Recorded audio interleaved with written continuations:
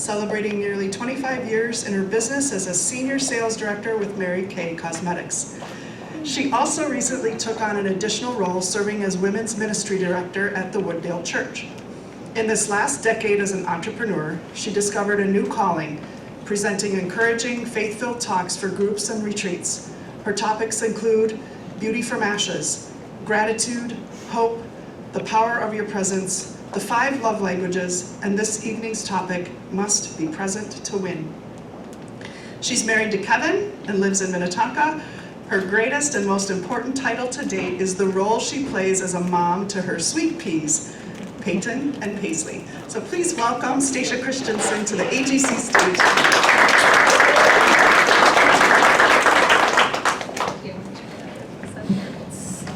It is so good to be back in person for events like this. It's so wonderful, so thank you for being here tonight.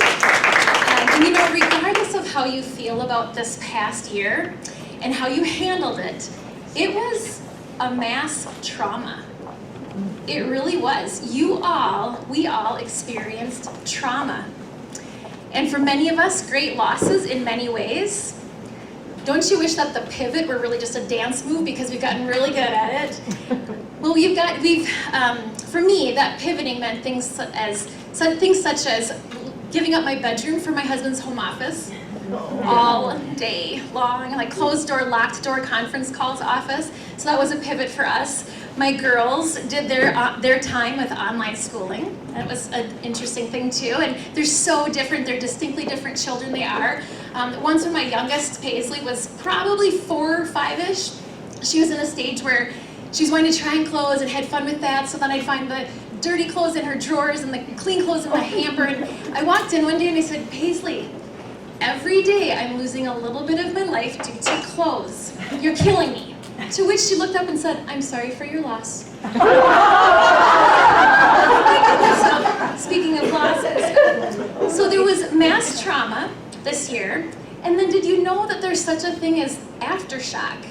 That I guess they would say anniversary reactions to everything we went through. And yet we persist. And many of you didn't even miss a beat. Actually, your businesses thrived, they grew, you didn't miss a beat. But don't you feel like just even if you did well, that you're still in a little bit of a haze? Yeah. So my talk tonight is called Must Be Present to Win. And I'm recognizing, though, that so few of us actually are mentally present. Have you ever attended an event with a ticket that's Must Be Present to Win?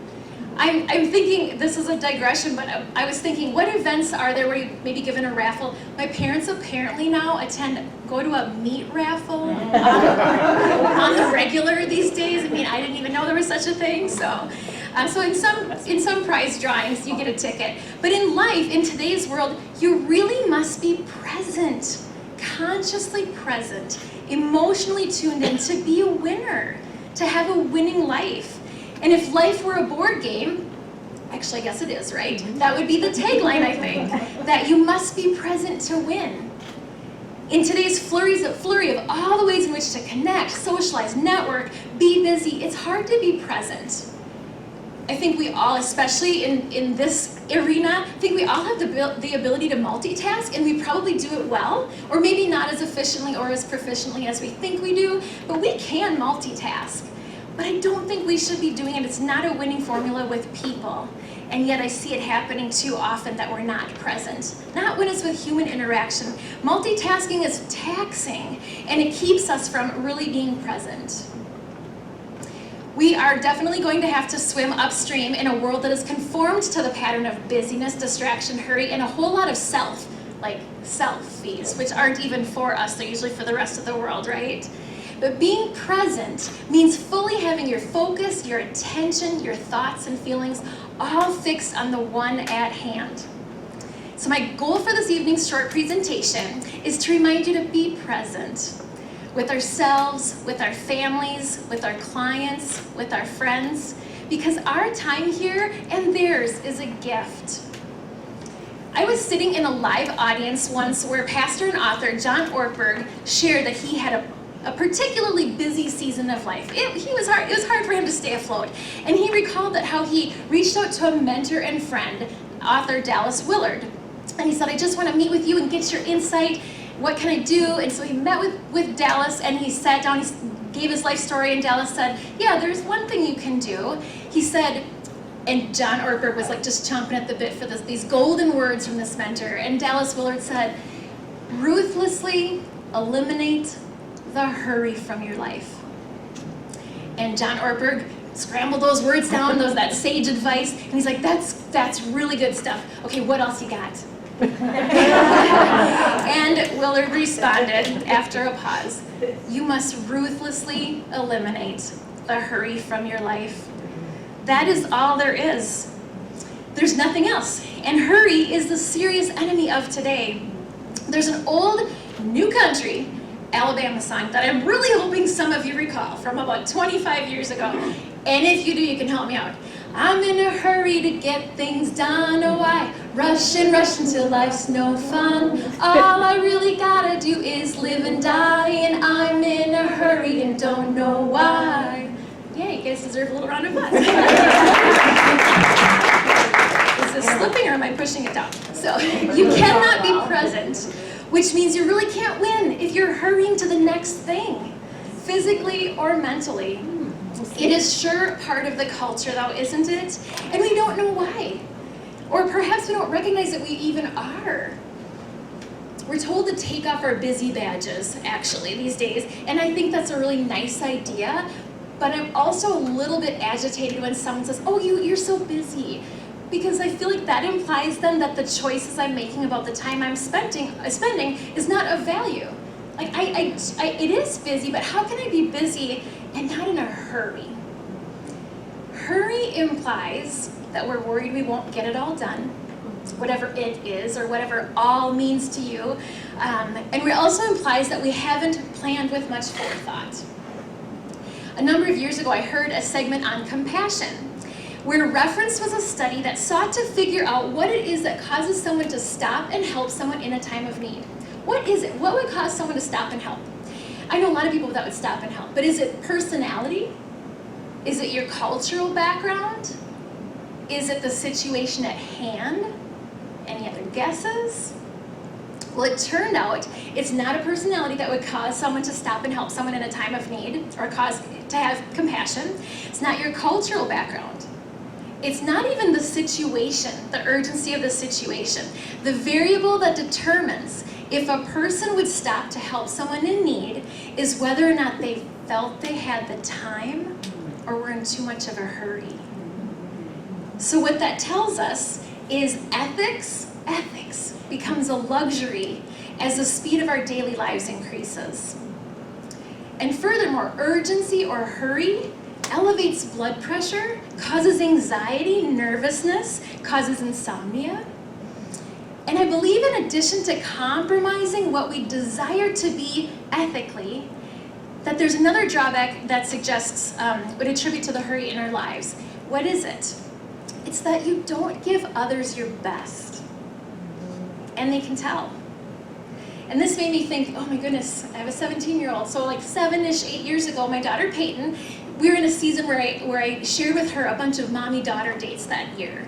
And it was part of a book that I was doing, it was 8 great dates for moms and daughters. And it was the sweetest thing, out for tea and out to a museum. And I shared in these dates, and her love language is quality time, and she just ate it up. And I remember that spring, she said, Mom, can we just do another mommy-daughter date? And I'm like, sure, I would love that. And I was thinking, shoot, I need to do this and this and this. Like, how can I get things in place for me to be able to get out with her? Even if it was a simple trip to the library, it took figuring things out, making arrangements, making sure my husband was home for my other daughter, and just that. But we got it all together, and he said, okay, babe, let's go. And I got out to the car, and I remember kind of hurrying along and sat in the car, and I pulled the door shut, and my daughter hops in the back seat, and she said, we don't have to go. I didn't mean to imply I didn't want to be with her. But I will say, by the grace of God, the words that came out of my mouth were so helpful, because I remember putting my car in reverse, adjusting the mirror at that time that she said that, and I said, oh, Peyton, you're worth it. Except I saw firsthand in that mirror, little 5th grader, still so petite, she needed a booster seat, looking out the window, kind of blushed a little bit. She heard the words, you are worth it. And I'll never forget that time stood still for me to recognize people need to know the value that you hold. They want to know that they're valued. One way to really win is to start noticing people. Are you seeing people these days? When you start recognizing people in your life, noticing them, seeing them, calling out and affirming them and the good in them, they'll start to see the good in you, for one. But I love Lynn Lauman's messaging this past year. She said, the world needs you. Wow, you feel valued when you read her email, and then at the very end, she's like, the world needs you. You walk into her shop and you see in her, you pause to go, wow, that made me feel valued just in reading that.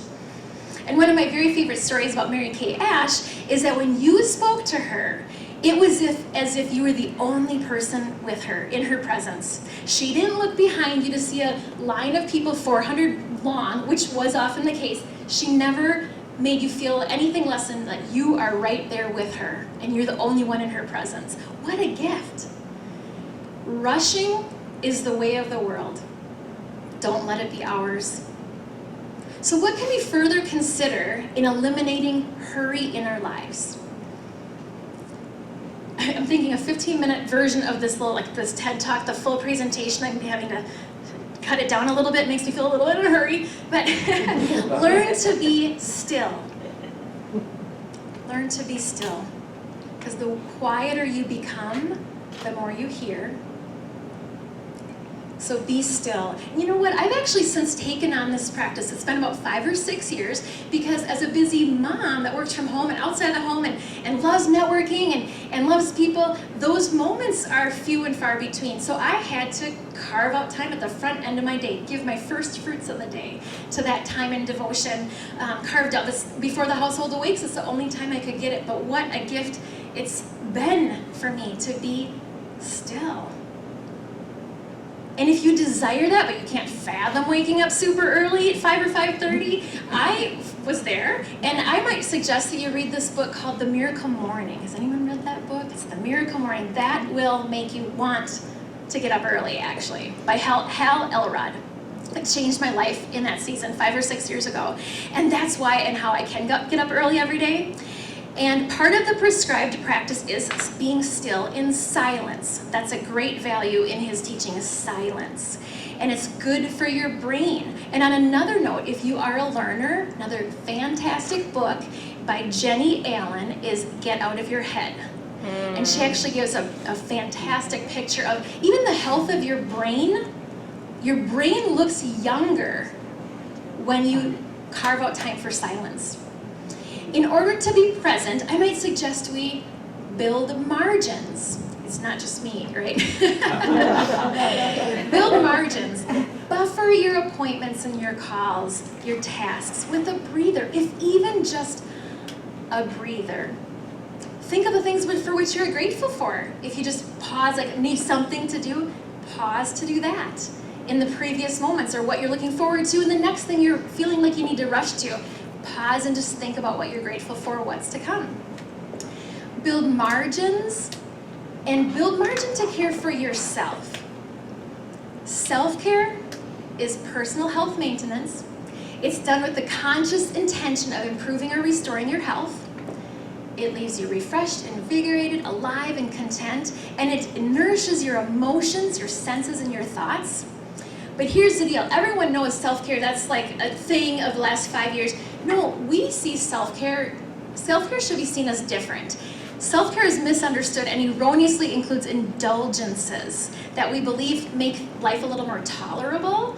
So let's talk about some of those indulgences we resort to when we're running on fumes. This might be as simple as grabbing a candy bar in the checkout line in lieu of lunch, in lieu of a healthy lunch. Guilty. Cracking open a drink, or even a Mountain Dew because you're so exhausted. A spa or a shopping trip, even a Dairy Queen Blizzard, which I was just referencing with Michael and Sarah. That's fine. Those are treats, and I would never say not to do them. But they're little luxuries, and that's fine, unless you can't afford them, health-wise and spending-wise. So spending money you don't have is also self-indulgence. Self-care is different than self-indulgence. And you think, oh, who cares? I do care for you. You're worth it. And when you're clear-headed from caring for yourself, tasks are simpler and your priorities are realigned. Self-care slows our reaction time. so that in a positive way, your body stops thinking that every unexpected event is a life-threatening emergency. It's a good perk. You're calmer, more focused, happier, likely less in a hurry. Mary Kay often reminded her sales force, you cannot eat an elephant all in one bite. You've probably heard that before. You can't eat an elephant all in one bite, meant to help us to carve out our little goals in bite-sized pieces. But she would say, but you can eat an elephant one bite at a time. So what small steps could you maybe take to add some good self-care choices for yourself, to make it a priority? Perhaps it's something to add, but it might be something to eliminate. So think on those things. Business entrepreneur, author, and coach Darren Hardy spins this a different way that I just read. He would say, have you ever been bitten by an elephant? How about a mosquito? It's the little things in life that will bite you. So as we close, I'd love to declare that we eliminate hurry and worry from our lives, that we slow our pace and be restored. May we enter into a new season where we know rest, a restful place, and seeing the value in others. When you are present in the next year, I know that you'll live life to the full.